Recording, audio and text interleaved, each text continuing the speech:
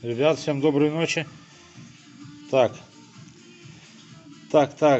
добрался я до распредвала, все скинул, все отсоединил, да, осталось открутить мне головку блока и, то есть, ну и все, и поднимая ее, вскрывая. Еще что обнаружилось, ребята, калиноводы, вазоводы, короче, дрыноводы, вазоводы, ладоводы, блядь. Двигатель 1.6, восьмиклапанный, одновальный, да.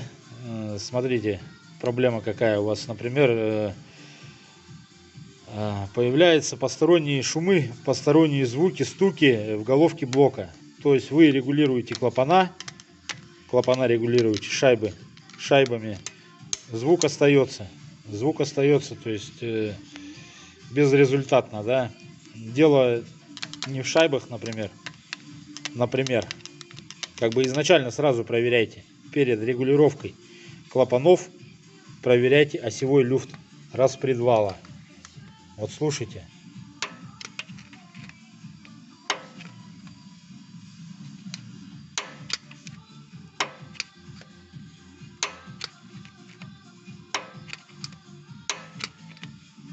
Слышите, да? Влево-вправо. Распредвал начинает гулять. Вот этот вот его влево-вправо гул и издает шум, стук, рокот. Устраняется путем, не буду говорить, путем каким. Кому интересно, пишите, заезжайте. Пишите в комментариях, заезжайте в гараж, будем убирать вам этот люфт. Вот такая вот проблема может быть у вас на вашем двигателе. Калина 2009 года, пробег там за сотку что-то, один хозяин. Двигатель в ужасном состоянии, видите, да?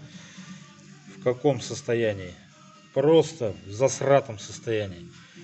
Масло менялось, наверное, через 20 тысяч, через 30 тысяч, я так думаю. Ну, либо лил шляпу какую-то. Некачественное масло. Вот такая вот тема может быть у вас. Так что, ребята, подписывайтесь на канал, вступайте в группу. Кому интересно, как убрать, пишите, расскажу. Если вы, например, не с моего города там или еще откуда-то. Вот такая вот проблема может быть. Все, всех обнял, ребята. Час ночи. Мне еще надо скинуть башку. До свидания всем. Доброй ночи всем.